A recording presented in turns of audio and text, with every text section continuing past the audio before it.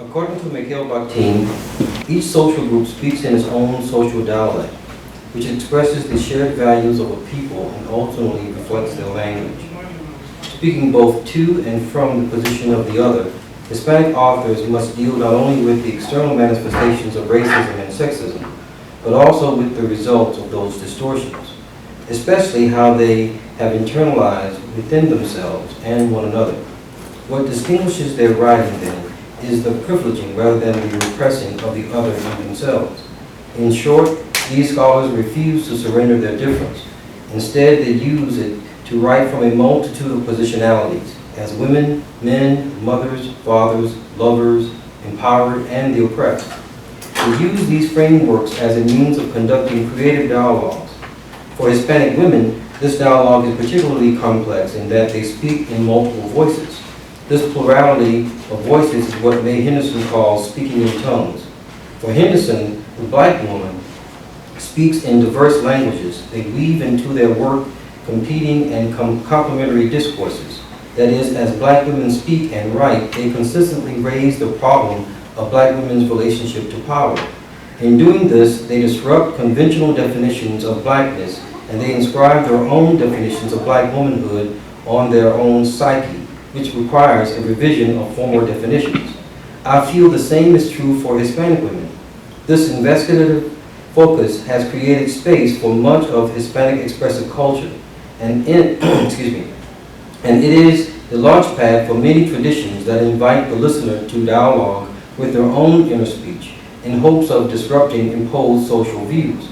Today, we gather to experience one scholar whose chorus of voices speaks to the Hispanic community's quest for identity and promote an understanding of a community rich in history and tradition as they establish their place in an ever-growing and complex American social landscape. Today, as we pause to celebrate Hispanic Heritage Month, we are pleased to welcome Ms. Aixa Pascual as part of the Foreign Language Institute Speaker Series of Albany State University. Hello.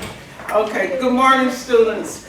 I'm so glad that you're here with us today to acknowledge the need for diversity and inclusivity, to learn about different cultures. I found this on the web a couple of days ago. The headline is, "White students at Georgia Southern hold book burning to protest white privilege lecturer." How do you pronounce her name? Aixa. No, Janine Crusade.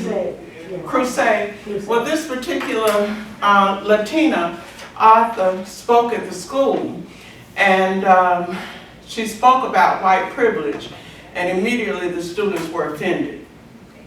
And that alone was evidence of white privilege. But here, we want to be open to learn about all different cultures. I see you too. Can you share with me your ethnicity? Both Americans. Did you say Americans? Filipinos. Filipinos. That's interesting. What, do you speak a language different from English? Yes, ma'am. What is it? Tagalog. Oh, okay. All right. Can you say good morning? Magandang umaga. Wow. Quite different, huh? Yes, quite different. So we're glad to have you here. And Jordan, I'm glad to have you here. As a student of African American literature and studies, it's also important that you expand your, develop your cultural competency. So I want you all to look at this and think about this and how divided we sometimes are, but we're all fighting for the same thing: respect and equality. So I'm going to ask Dr. Primo McKinley to come forward and introduce our speaker. I am so very honored to have her here, and we'll keep the program moving. Good morning. So I got the job to introduce Aixa Pascual, and I'm very pleased to give you a little information about her background and everything else. So Aixa Pascual is a managing director of Advocacy, Civic Outreach, and Cultural Engagement at Latin American Association. Aixa has worked for the Latin American Association since 2012, leading organizations' communications, public relations, and media relations effort for 5 years, and then transitioning into advocacy in 2017. In advocacy role, Aixa completed an education policy fellowship with Georgia Partnership for Excellence in Education, developed cultural engagement initiatives, has led an affordable housing effort in North Cross, has worked with the City of Brookhaven officials to engage the Latino population, has been actively involved with the Coalition for Refugee Service Agencies and the Cross Keys Sustainable Neighborhood Initiative, among other advocacy and community engagement initiatives. She is the founder and leader of a monthly reading club that focuses on Latin American Spanish literature. A former journalist, Aixa has worked for Business Week, Time, and People magazines, as well as for the Atlanta Journal-Constitution and Puerto Rico's El Nuevo Dia. A graduate from Princeton and Columbia, she currently serves as president of Princeton Club of Georgia. Aixa is from San Juan, Puerto Rico. Please clap for her. So good morning, buenos dias. Good morning. So I am delighted to be visiting Albany State University today, and I'm honored that I was invited by your department to talk about Hispanic Heritage Month, Georgia's Latino Population, and Advocacy. I want to thank Dr. Bonner for inviting me here today, and Dr. Mack and Dr. Primo for welcoming me so warmly this morning. So I wanted to start, first of all, I love the name of your department and happen to love all the things that are included in your department. I love English. I love grammar. I'm a stickler for correct grammar and punctuation and all that. I also love modern languages. I speak several languages, and I love mass communications. I'm a former journalist, and I studied some mass communications when I was in college. So I love that your department here, brings all these subjects under one roof. So my name is Aixa Pascual. I work at the Latin American Association. We're a nonprofit in Atlanta that has been serving the Latino community for almost 50 years. I work, as Dr. Primo said, in advocacy, community relations, and cultural engagement for the last 2 years. And I wanted to see if some of you who are new can tell me your name, can tell me a fact or perception about Latin America, whether you've traveled to Latin America or where would you like to travel in Latin America, and say something in Spanish if you're a Spanish minor. This must be very, very easy. So do you want to go ahead? Let's start right here from the beginning. What's your name? Morgan. Morgan, very good. She said, my name is Morgan. Do you know a fact or perception that you have about Latin America? No? Nothing, okay.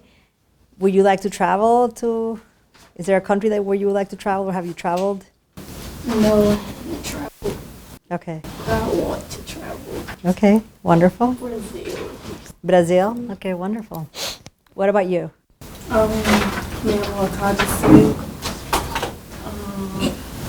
don't have that. I haven't traveled anywhere, but I want to go to Spain. Oh, wonderful. That's wonderful. Yeah. What about you with the LSU sweatshirt? Oh, what's your name? A fact or perception you have about Latin America? Have you traveled to Latin America? My name is Aixa.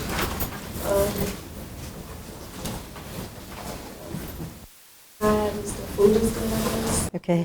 I haven't traveled. Is there anywhere where you like to travel in Latin America? Or? Like she says, Spain. Spain, okay. Me llamo Garrett. ¿Cómo? Garrett. Gert, okay. Fact. I know Mexico is sometimes considered poor, maybe. Okay, And then I've been to Mexico once, like Curacao, okay, really, okay, the main part of Mexico. okay, great. Okay, so we already had Bernadette introduce herself. So, what's your name? My name is Jalika Fisher, and I've been to Brazil and Mexico. I've been to Brazil once, Oh, you- Mexico multiple times. oh, wonderful. So you must recognize the two flags at the bottom, right? Yeah. Brazil, this is the Brazilian flag, Mexican flag, and the flag of Argentina up there with the sun. Okay. What I think about it, it's like a really nice place to like vacation. Vacation. Okay. Okay. And say something in Spanish. Me llamo Jalika Fisher, and it's really all that's Okay. Keep your Gracias. voice up, because we're taping. Yeah, Say it gracias. again. Which part? It's Spanish. Oh, okay. Me llamo Jalika Fisher. Okay. Okay. Encantada. Nice to meet you. So on the back. My name is Savannah Miller. I don't have a fact about Latin America, but I just want to travel the world. I think. Okay. And something in Spanish. Me llamo Savannah Miller. Okay. So they don't know, they don't know Savannah, Georgia. Oh, okay. Eres de Savannah, Georgia? She's from Savannah, Georgia. Wonderful. Thank you. What about with the blue backpack? The blue. Oh.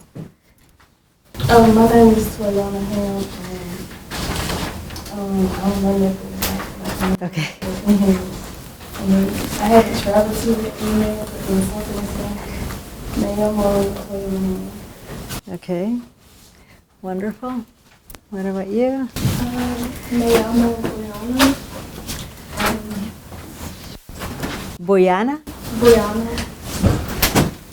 I don't have a perception of Latin America, but I want to go to Puerto Rico. Okay, wonderful. What about you? My name is Bianca Cummings. Factor perception. I've had many Latin American teachers from Brazil, so they're pretty funny to me. Okay. I've traveled to Latin America, traveled to Mexico many times, Man. and said something in Spanish. Buenos dias. Okay, wonderful. So where in Mexico have you been to? I've been to Cozumel and Calica. Is that it? Calica? Cali? Cozumel. There was Cozumel and Calica. It was the hot sandy desert. Oh, I don't know. Cali. Okay, wonderful. Can you get Miss Moody, please? Yes. Sit next to her. Yes, please. I think she passed, but yeah, we want your name. Oh, did you pass? Yeah. You can't pass. It's You can't pass outside Miss Moody. yes. My name is Sandra Moody. My perception of Latin America, I see it as a festive place. Festive, okay. And when Ms. Cummings said Cozumel, yes, I did go there on a cruise. Okay. I have been there, and saying something in Spanish, I won't try. You want to try? Okay. Okay. So what about the student who's just walking in and you who sat there? You just walked in, right? Yes. Yeah, if you can tell us your name, a fact of Latin America, have you traveled? Hello everyone, my name is Camille Sutton. I like Latin America, and no, I never traveled. You never traveled there. Okay. You know any Spanish? Hola, ¿cómo estás? Okay. Wonderful. And who else walked in? Oh, okay, you. My name is Courtney King. I don't know much about Latin America, but I have been to Spain before. Okay. What part of Spain? Madrid. Wonderful. Hola. Hola. Okay. So how many of you are Spanish minors? Oh, none of you. English majors? Okay. Oh, wonderful. So you're all from different majors? Oh, thank you for being here. So since you're all pretty new except for Bernadette, I'm going to go back a little bit. Anybody recognize this flag? Don't tell them. Puerto Rico, yes. Yes, that's so I was introducing myself. My name is Aixa. I'm from Puerto Rico. Puerto Rico is part of the United States. It's not a state. It's not a sovereign country. It's a territory. We're U.S. citizens. You're born in Puerto Rico and you're a U.S. citizen, but you cannot vote for the U.S. president. We have our own governor and our own system, political system, and representatives. We have in Congress a delegate in Congress that has a voice but no vote. So in the House of Representatives, we can't vote.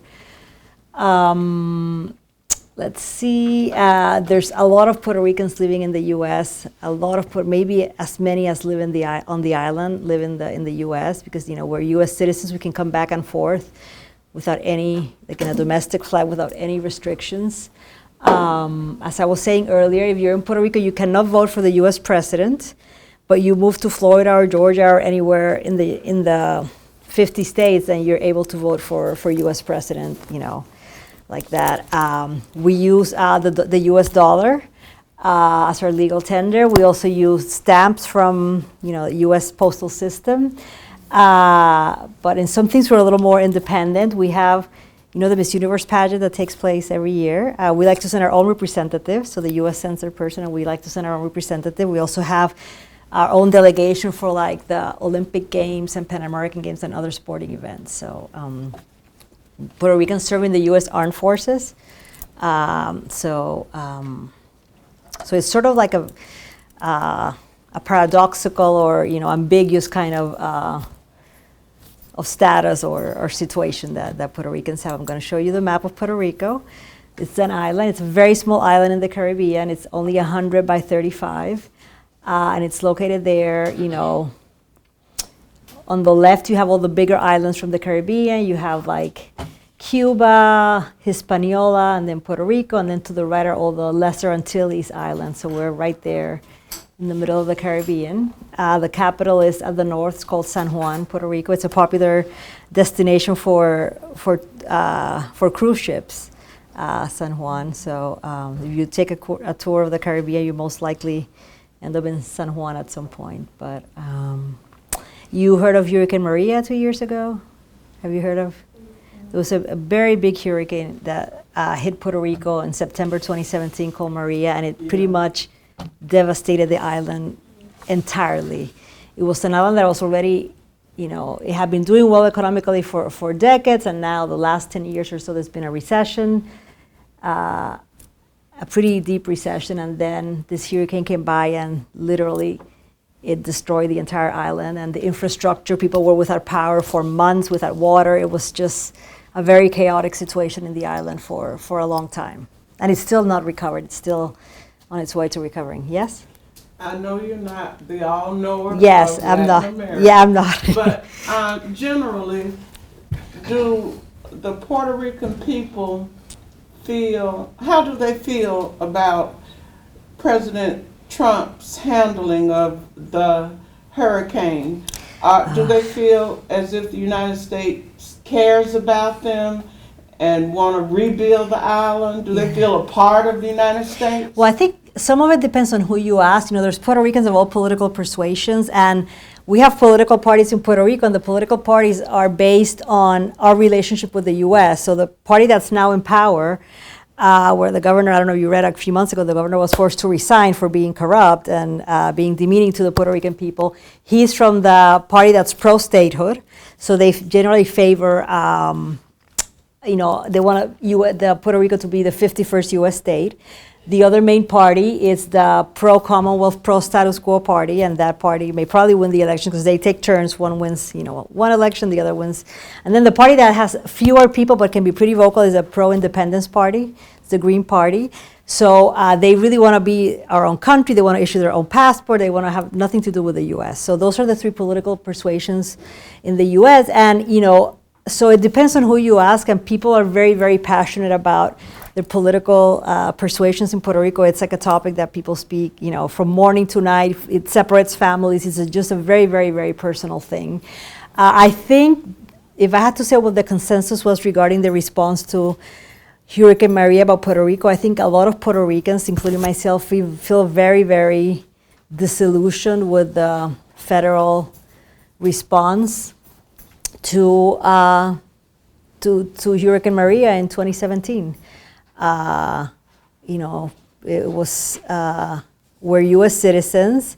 We're on an island, and I just thought that we were just left to fend for it on our own devices down there. We didn't feel much support from the federal government, and you know, some comments were made that were not very encouraging, or were actually pretty disparaging to Puerto Ricans, and so you know, people were really suffering, and I think that should have trumped anything. You know, your status, your language, your second-class citizenship, or whatever. And you know, we're U.S. citizens.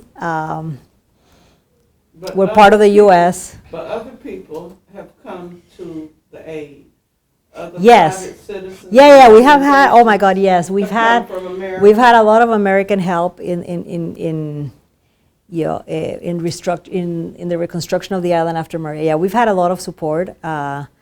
You know, more privately, but again, the response from the government, some of the rhetoric that surrounded that recovery was not very positive, and it just, people feel that it took forever. You know, we're an island, and there were parts inside the island. You know, the island, the hurricane really devastated the very mountainous center, and there were people, you know, people didn't know about families who lived there for weeks because there was no phone connection. People couldn't.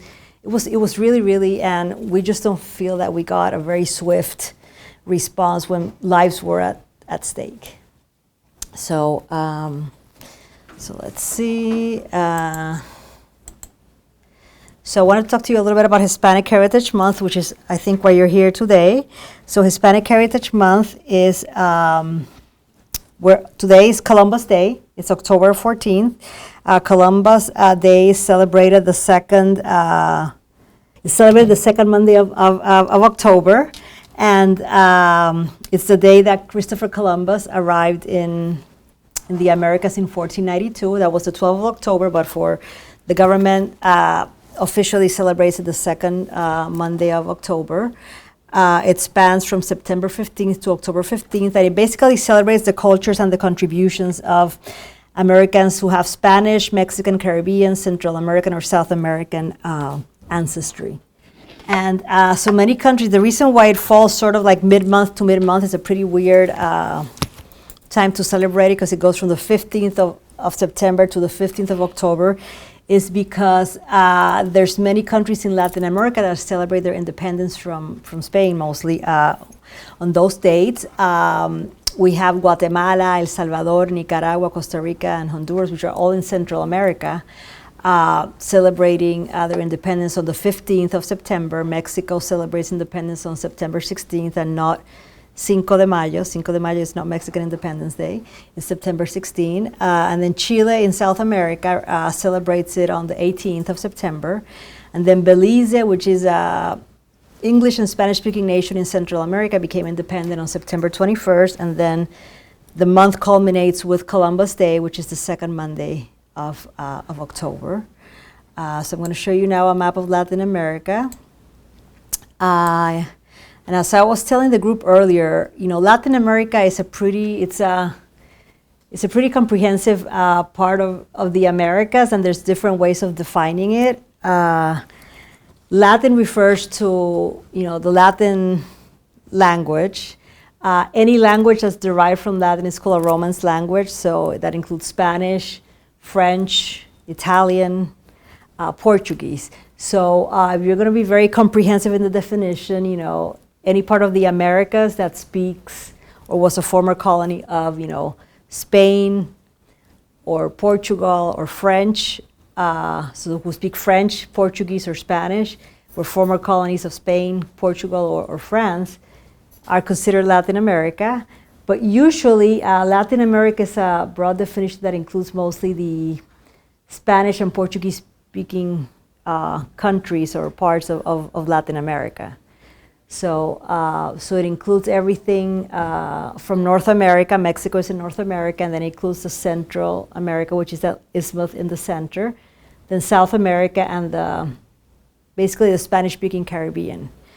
But again, there's some former French colonies there too that, globally are considered part of Latin America, but usually you refers to either Spanish or Portuguese former colonies. And I'm going to give you a little quiz now and see which is the most populous country in Latin America.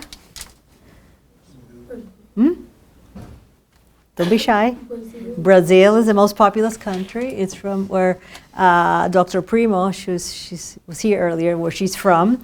It's also territorially the biggest country in Latin America, as you can see here from the territory.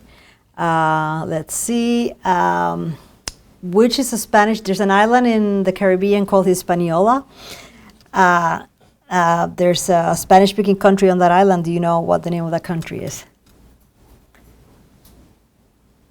Spanish-speaking country, Hispaniola. There's two countries there. One is Haiti. The other one is Dominican Republic. Yeah, it's part of it's an island divided into two. We have the Dominican Republic and we have Haiti. Besides Haiti, which country has French as its official language? Huh? Any good guess? It's in South America. It has French in the name. It's up here. No, it's up here. There's a little country here called French Guyana. Yeah, so it's a former French colony. They used to speak French. So it's right there. They have French as their language. Let's see. Do you know a country in Latin America that has English as its official language?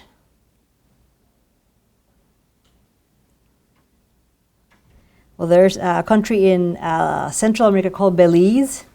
It's a very small country. If you see it, it's there. It's right under Mexico and to the right of Guatemala. You see it, it's a very, very little country, like right here. It's a former English colony, so English is their official language, but there's a lot of Spanish and other languages spoken there. And can you guess which country has Sucre as capital? It's a small country. It's landlocked. It's called Bolivia. I think most people think that La Paz is the capital because I think it's, but the actual capital is Sucre, even though La Paz is very, yes, but the actual official seat is Sucre. Let's see, and then do you know which country has Buenos Aires as its capital? Argentina. Yes, Argentina. Very good. What about Lima? Peru. Yes, yes. Let's see. What about Santiago? Santiago. Chile. Santiago is Chile. What about Bogota? A good guess. It's in South America. Which country has Bogota? Colombia.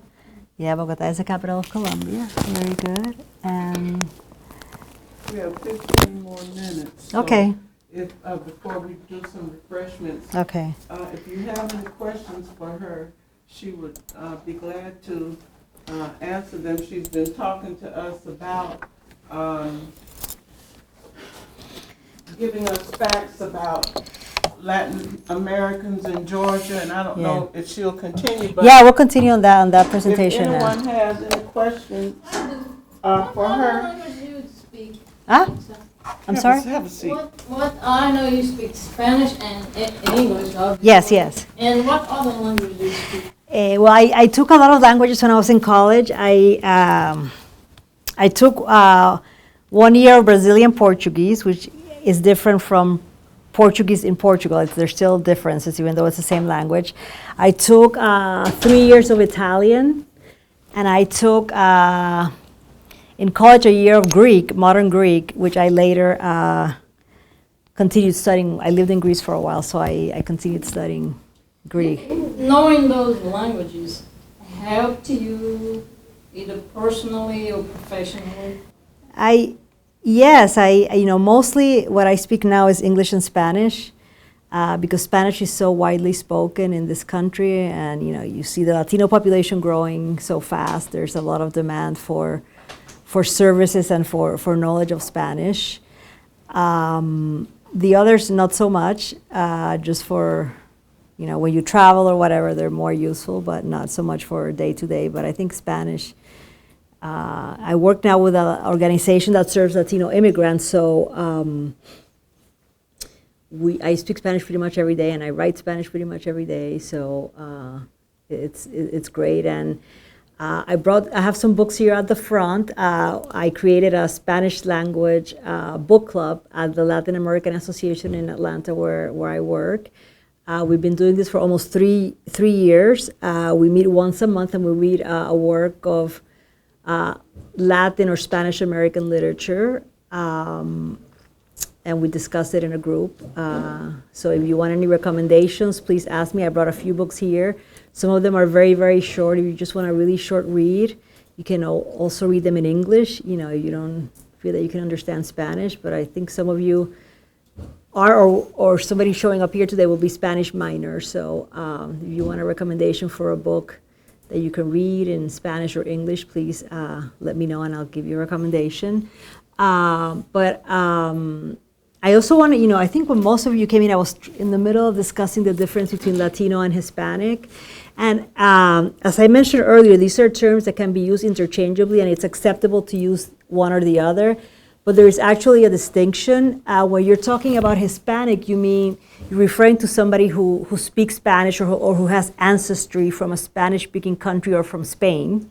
So that would include people from Argentina and Spain, but would not include people from Brazil, because they speak Portuguese in Brazil, even though it's a Romance language, but it's not Spanish. But when you talk about Latinos, it's somebody who's from Latin America, but not from Spain. So it usually includes South America and parts of the Caribbean, like Puerto Rico, Dominican Republic, Cuba.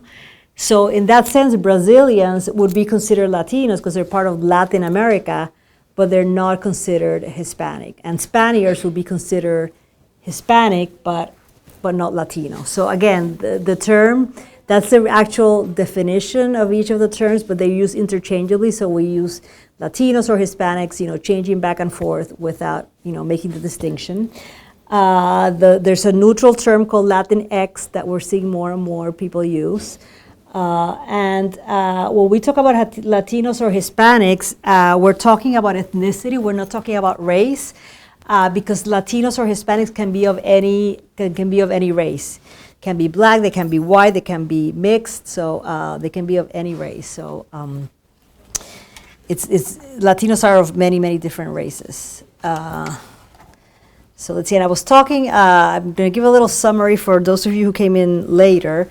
I was talking about some demographic changes that we're seeing in the United States. We're seeing a decline in decline in aging in the white population, and we're seeing a rise in diverse populations. We're talking about how the millennial generation, which is a bit older than you are, the millennials are not only the biggest generation in the history of the U.S., but they're also the most diverse generation. And the Latino population represents about 18% of the U.S. population. We're 59.9 million. We're 18% of the U.S. population, and basically they're growing at such a rate that they are driving U.S. growth. They're here about 18%. If you look at this graph, in about mid-century, we're going to be about 28% of the population. As I mentioned, the Latino population is very, very young. 61% are 35 years or younger. The median age is 30, which is younger than for other ethnic or racial groups in the U.S. And 81% of young Latinos are born in the U.S. One thing that we're seeing is that, before immigration used to drive the growth in the Latino population, and now we're seeing that it's U.S. births that are driving the growth in the Latino population. So again, I wanted to show you again a map of Latin America. This is a pretty complete, this map has, all the Lesser Antilles named here and all the countries, but this is Latin America. And as we talked earlier with a different group, when you say Latinos, we're not talking about a monolith or a very homogeneous group of people. The Latinos, as again, we're of many races, but we're also a very diverse population in terms of socioeconomic status, educational attainment, a place of origin, languages spoken, where you come from, countries. There's about 30 countries or more, depending on how you count in Latin America. So there's a huge diversity within the Latino population in Latin America and here in the U.S. Here in Georgia, the majority of the Latino population tends to be Mexican and Central America, mostly from Guatemala, El Salvador, and Honduras. But in other places, if you go to Florida, if you go to Orlando, Puerto Ricans are the big Latino population there. And if you go to Miami, it's the Cuban population. So it depends on where you are. If you go more to like Washington, the Salvadorian, I think, might be the biggest or one of the biggest populations there. In New York, I know Puerto Ricans, who are called Nuyorican in New York, are very, very, they're probably the biggest part of the Latino population. So it depends on which state or which city you're in, which Latino population is predominant in that area. So Latinos, they're also, as I mentioned, the white population is really not growing, it's actually declining. So Latinos are actually driving U.S. population growth. They accounted for half of the U.S. population growth in the past 10 years. And they're going to continue to grow, again, not at the same high rate that we saw 10 years ago, but it's still growing at a relatively healthy rate. So I'm going to talk a little bit now about Georgia, what we're seeing in Georgia. In Georgia, as a region, the South saw the fastest population growth of Latinos of any region. In the last 10 years, if you can see this graph in terms of absolute numbers, the 6.6 million and the 33%, and percentage-wise, they show the biggest population increase. More than the West, the Midwest, or the Northeast. And I'm going to show you now a series of 4 maps that show you the Latino population, how it's grown in Georgia over the past 4 decades. So this map that I'm going to show you now has blue means a very, very low percentage of Latino population. So if you look at 1980, there's only like 3 counties. Those are all 159 counties in Georgia. There's only about 3 counties in Georgia that have some Latino population. As we move more into 1990, you're going to see there's less blue and more of the light tan and the brown colors. When you move to the year 2000, there's more and more. You see them more around the metro areas in the south, in the North Georgia. Then we're going to see it in 2010. This was it. You see there's very little blue. So now pretty much the Latino population is everywhere. Some places where they're the darker brown, that's where the highest percentage of the populations are. So some pockets here in the south and here. And then from 2015 or 2016, this is what we're seeing. So from the original map that we saw in 1980, that we saw all blue, and we go now here, we've seen a huge growth in the Latino population in the last 4 decades. This map, these figures are from the Atlanta Regional Commission. There are, you know what the ARC is, the Atlanta Regional Commission is? It's like a group of 10 or 13 metro counties that have it's like an agency that unites all those counties together.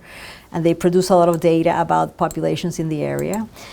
So, what I like to say is that Georgia, for many, many centuries and decades was seen as a black and white state. And what I'm trying to say here today is that we're now 1 million Latinos in the state, in a state of 10 million. So we're now 10% of the state's population, and it will very likely show a bigger number when we do the census next year. Georgia is the 10th largest state in terms of Latino population at about 1 million. The largest state with a Latino population, which one do you think it is? California is huge. It has the most Latinos in the country, followed by Texas, and then by Florida, and then New York. So those are the four. California, Texas, Florida, and New York have the highest number of Latinos. I think that's an absolute number. When we're looking at states with the highest percentage of Latinos, the state by far with the highest percentage population of Latino is New Mexico. Has almost half of its population is Latino. So again, it's a smaller state, but in terms of percentage of the population, about half of its population is Latino. And in California and Texas, they're like in 39%. So pretty big. Texas and California, as we see, have huge Latino populations.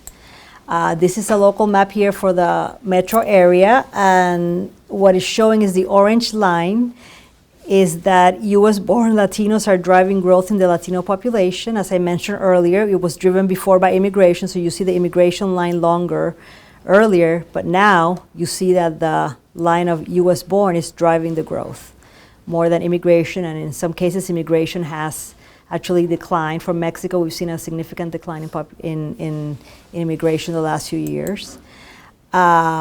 Hispanic population, this is again from the Atlanta Regional Commission. Hispanic Latino population growth is the fastest. It's the blue line. It's growing faster than any other group in the metro area, much faster than in this area than Asians or blacks or whites. And the overall percent growth is 24%, and Latinos are growing at over 100%. So they're growing, pretty fast in that metro area. Anybody here familiar with Gwinnett County? Gwinnett County in North Georgia? Gwinnett is the second largest county in the state, but it has the largest population of Latinos. It has more Latinos than any other county. It's about almost 200,000. It's almost twice as many as the second county with most Latinos, which is Cobb County. So as you see, the counties with the most Latino population are all in the metro area. We have Gwinnett, Cobb, Fulton, DeKalb, and Hall, and Clayton, which are all metro counties. When we look at Whitfield County, that's in North Georgia, that's in where Dalton is, the carpet capital of the world. That's Whitfield County. They have a lot of Latinos there. So, but Cherokee and Forsyth are also metro counties. So it's mostly in the metro area that we're seeing a lot of this high numbers of Latinos. So I'm almost done. So just a few more slides. I just wanted to show you a selection of cities across the metro area where we have Latino populations. In Atlanta, Latinos represent 10%. We go to Marietta in Cobb County, it's 16%. In Brookhaven, it's 25%. Gainesville, which is in Hall County, the poultry capital of the world, it's 29%. Canton in Cherokee County, it's 31%. Norcross is 47%. And Doraville has the highest percentage of Latino population as a percent of its population. And it's 55% in Doraville, which is a city in Georgia. And you were recently in high school, so just I wanted to tell you that in all students enrolled in public schools, 16% of the 1.8 million students enrolled in K through 12 are Latino. 16%. I said we're 10% of the population, but we see that in schools we're 16%. So that speaks more as to how young this population is. So I want to take some time for questions. After the break, we can also come back for more questions. But does anybody have any questions or concerns or comments or no? This is the word bienvenidos in Spanish means welcome. If you're of the male gender, it's bienvenidos. A female is usually called bienvenidas, but with everybody together, we usually say bienvenidos. And if you can notice one thing here, in English, we only use one exclamation point, and in Spanish, always. Same thing with question marks. When you start a sentence or a statement where you're making a question or an exclamation, you have to start that sentence with an exclamation. Obviously the period goes at the top, and then here goes at the bottom. But that's how you say. But any questions? I'll be around. You can ask me one-on-one, or you can ask me now, or feel free to ask me anything.